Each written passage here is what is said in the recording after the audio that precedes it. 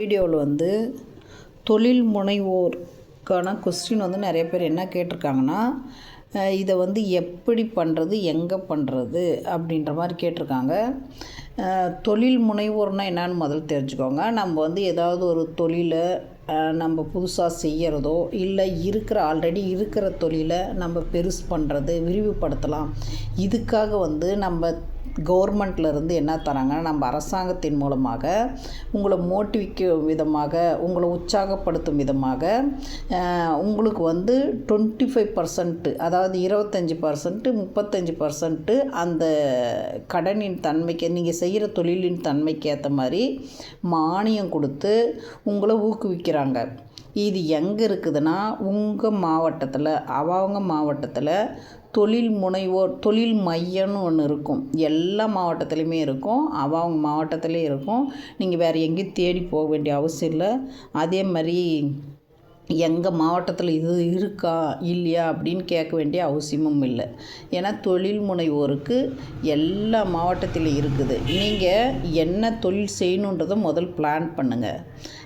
நான் இந்த தொழில் செய்யணும், நான் இந்த பிஸ்னஸ் இன்னொருத்தவங்க சொல்கிறாங்கன்னு கேட்டுன்னு செய்யாமல், உங்களுடைய அனுபவ ரீதியாக நீங்கள் வந்து ஒரு மாடு மேய்க்கணும்னு வச்சுக்கோங்க. பால் மாடு வாங்கினா அதில் எனக்கு எவ்வளோ லாபம் வரும், அந்த லாபத்தை நான் வச்சு நான் எப்படி கடனை கட்ட முடியும், நான் எப்படி டெவலப் பண்ண முடியும் அப்படின்றத நீங்கள் யோசிக்கணும். இப்போ நீங்கள் ஜவுளி கடை வைக்கிறீங்க. ஜவுளி கடையில் நான் பொருட்கள் போடுறோம், மெட்டீரியல் போடுறேன். அந்த மெட்டீரியலை வச்சு நான் எவ்வளோ எனக்கு லாபத்தை ஈட்ட முடியும், நான் லாபத்துலேருந்து எவ்வளோ கடன் கட்டுவேன், எவ்வளோ நான் சேவிங்ஸ் பண்ணுவேன், எனக்கு லேபர் எத்தனை பேருக்கு நான் எத்தனை ஸ்டாப் வைக்குவேன், இந்த மாதிரியெல்லாம் சொல்லணும். இதில் பெரும்பாலும் நிறைய வந்து இதில் வருது உற்பத்தி சம்மந்தமான தொழிலுக்கு நிறைய மானியம் கிடைக்குது, அமௌண்ட்டும் நிறையா கிடைக்கிது.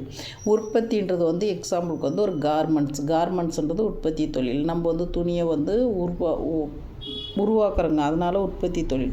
அதனால் இது மாதிரி ஒரு தொழிலுக்கு இல்லை பேப்பர் பிளேட் தயாரித்தல், நீங்கள் ஊதுபத்தி தயாரித்தல், இந்த மாதிரி நீங்கள் தயாரிக்கப்படுற தொழில்களுக்கு எல்லாமே உற்பத்தி தொழில் தான். இது மாதிரி இருக்கிறப்ப நீங்கள் அந்த மாதிரி தொழிலை தேர்ந்தெடுங்க. அதில் நீங்கள் கொஞ்சம் உங்களுடைய முதலீடு இருக்கும். அதாவது உங்களுக்கு என்ன வெறும் ஒரு 20% இருக்கும், மீதி ஃபுல்லாக கவர்மெண்ட் தருது. நீங்கள் இதை வச்சு நீங்கள் சப்போஸ் எங்களுக்கு எதுவுமே தெரியல, நாங்கள் ஃப்ரெஷ் கேண்டிடேட், நாங்கள் இப்போ தான் படித்தேன், ஒரு பிகாம் படித்தேன், இல்லை பிபிஏ படித்தேன், ஒரு பிஸ்னஸ் கோர்ஸ் படித்தேன், எனக்கு வந்து அடுத்து என்ன பண்ணணும்னு தெரியல அப்படின்றவங்க என்ன பண்ணுங்கன்னா, அங்கே உங்கள் மாவட்டத்தில் தொழில் மையம்னு இருக்குது, அங்கே போங்க. அவங்களே உங்களுக்கு தொழில் முனைவோருக்கான பயிற்சியும் தராங்க. ஒரு 10 நாள் 15 நாள் பயிற்சி தருவாங்க, இல்லை 40 நாள். நீங்கள் என்ன பயிற்சிக்கு போகிறீங்களோ அந்த பயிற்சி சம்மந்தமான உங்களுக்கு அந்த கோர்ஸ் வந்து ட்ரெயின் பண்ணுவாங்க. இப்போ நீங்கள் ஒரு ஃபோட்டோ ஸ்டுடியோ வைக்கிறீங்கன்னா அந்த ஸ்டுடியோ சம்மந்தமான பயிற்சி, இல்லை மொபைல் மெக்கானிசம் கடை வைக்கிறீங்கன்னா அது சம்மந்தமான பயிற்சி, இந்த மாதிரி அதாவது சம்மந்தமான பயிற்சி கொடுப்பாங்க.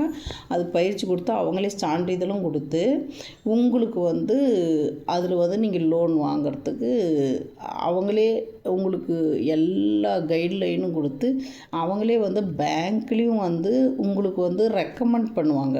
இதுதான் நம்மளுடைய கவர்மெண்ட், தமிழ்நாடு கவர்மெண்ட்டு. அதனால் இதை வந்து நீங்கள் சரியாக பயன்படுத்திக்கோங்க.